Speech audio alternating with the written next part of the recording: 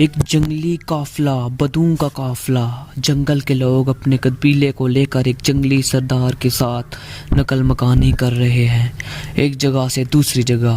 اللہ کا نظام، یہ لوگ چلتے چلتے اس وادی میں پہنچ گئے جہاں جنگ ہو رہی تھی، دو لشکر آپس میں لڑ رہے تھے۔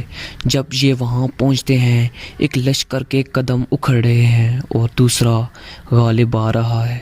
ان کو نہیں معلوم شکست کھانے والا کون ہے، فتح پانے والا کون۔ اس جنگلی قبیلے کے سردار کا نام مترکل ہے۔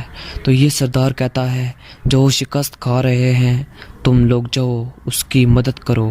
کچھ پتہ نہیں کون ہے، کہا جو شکست کھا رہے ہیں ان کی مدد کرو۔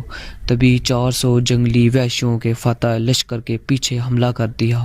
جب لڑائی شروع ہوئی، چند لمحوں میں نقشہ بدل گیا۔ بھاگنے والے جم گئے اور جمنے والے بھاگ گئے۔ جب جنگ ختم ہوئی تو شکست کھانے والے لشکر کے بادشاہ نے ان کو بلایا، ان سے پوچھا، آپ مجھے جانتے ہو؟ میں کون ہوں؟ کہا نہیں۔ پھر اس نے کہا، تم نے میری مدد کیوں کی؟ کہا انسانی ہمدردی کی وجہ سے، تمہیں شکست ہو رہی تھی اس لیے تمہاری مدد کی۔ پھر اس نے اپنا تعارف کروایا، میں ہوں سلیمان، ترکی کا بادشاہ۔ کہا یہ مسلمانوں کا لشکر تھا اور تاتریوں سے شکست کھا رہا تھا۔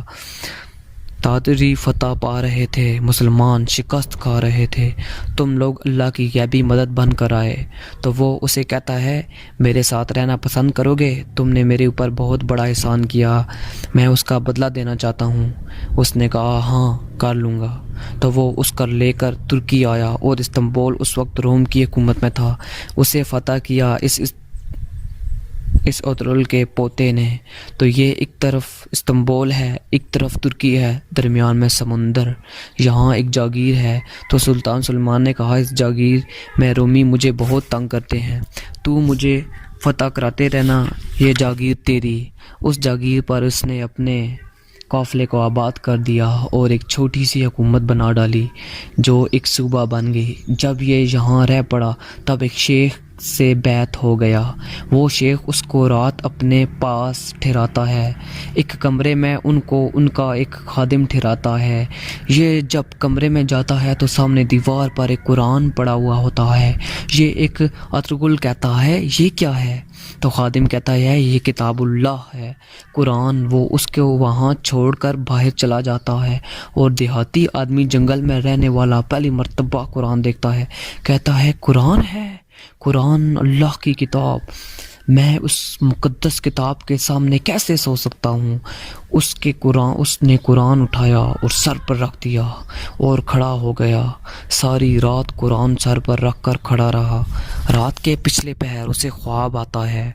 کھڑے کھڑے اس نے کیا دیکھا؟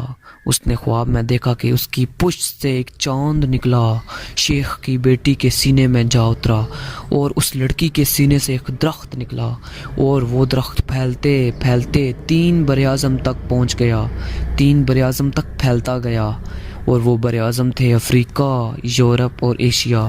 وہ اٹھ کھڑا ہوا اور صبح اس نے یہ خواب اس شیخ کو سنایا، تو اس شیخ نے اپنی بیٹی اس کے نکاح میں کر دی۔